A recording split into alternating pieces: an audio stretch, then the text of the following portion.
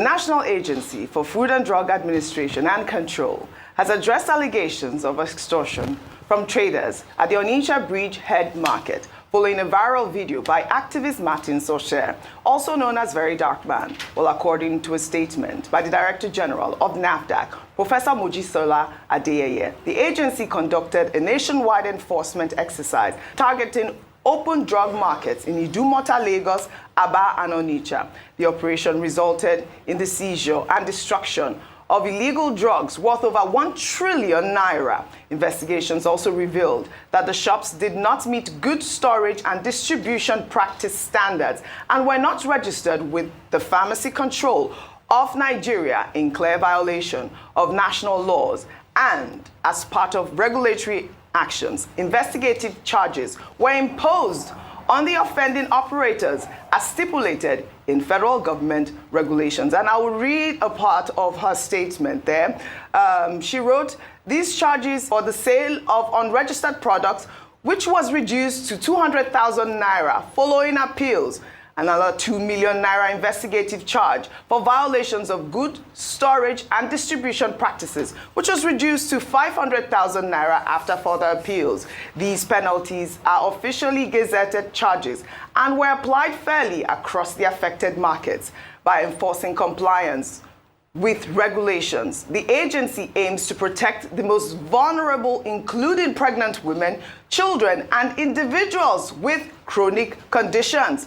NAFDAC assures the public that it will continue to operate within the bounds of its legal mandate and will not be deterred by attempts to derail critical regulatory reforms. Now, we have seen reactions even from, Labour Party's Peter Obi talking about the fact that the charges are a lot. I mean, they've been reduced from 7 million naira to about 700,000 naira. And that's the charge that NAFDAC is saying that they are imposing on these traders if they have to reopen their market. It's good that NAFDAC have come out to clarify the story. Rufai.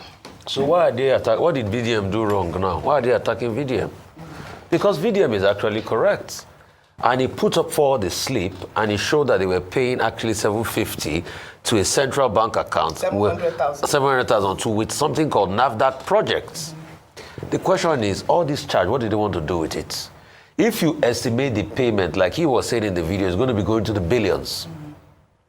What are they doing with this money? They said there are investigative charges, and they are going to have that. What are they doing with the money? I believe it's to register. No, to register what? To register their shops with the drug, like I read out in my statement. Register their shop with the drugs. Can't they have a normal transparent registration process? Should that also incur costs at a time where the informal sector is greatly battered? These are the questions we should ask them. Because they were coming out at the VDM, what has he done wrong? If he didn't highlight this now, were they going to tell us? It was gazetted. How public did we make it? Yeah, those are the questions. Before now. Yeah. So it was when he went there and the traders called him and said, this is what we are paying, they had to reply. So they were reactionary in the first place. So what was the blame? VDM did nothing wrong here. He just itemized what was happening in society.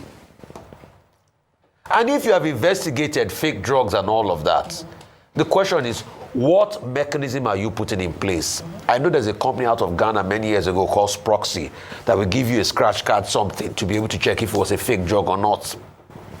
How are you building the ecosystem of drugs, that even any drug that coming through the market? Is it by having a charge? At a time where the country is hard, you are telling an average drug seller, the over 1 trillion that they are saying worth of drugs is just a stock. It's the stock of drugs they have there. Those people might not sell that thing in years. And you are telling averagely in a country where people can barely have 3 square meals to bring 700,000 and you call it investigative charge. So that money, with due respect, NAFDAC, we also know what that money will be eventually used for. Or is it part of revenue for government? Now, is that government needs revenue? Because today now they've gone to borrow, they've put requests for borrowing of 45 billion. So it's that government needs revenue, let us say. So there's nothing video. In fact, it's been shown by facts that the man was correct, that there was this charge. They have come out to say that it was gazetted. Moving off that. On the drug matter, Onitsha Head Bridge, I told the line of Mr. Peter Obi. Mr. Peter Obi has issued a statement on X saying, yes, the battle against fake drugs is very important. In that regard, Professor Adeyeye's agency is doing the right thing by saying that, look, you cannot sell fake drugs because lives are involved, and you cannot endanger other people's lives because you want to make profit. Mr. Obi made that clear. 2, Mr. Peter Obi says, look, this clarification that NAFDAC has offered, NAFDAC says, after pleas and negotiations, they've reduced the charges to 500,000 and 200K. Bad conduct must have consequences. I don't have a problem with that. People must be sanctioned if they are selling fake drugs, if you are disobeying the laws of Nigeria. Number 3, Mr. Obi says, well, investigations should continue, but these small and medium-scale enterprises should not be punished for a very long time. Yes. The market should be reopened. Entrepreneurs should be given the opportunity to rebuild their businesses and contribute to the nation's economy.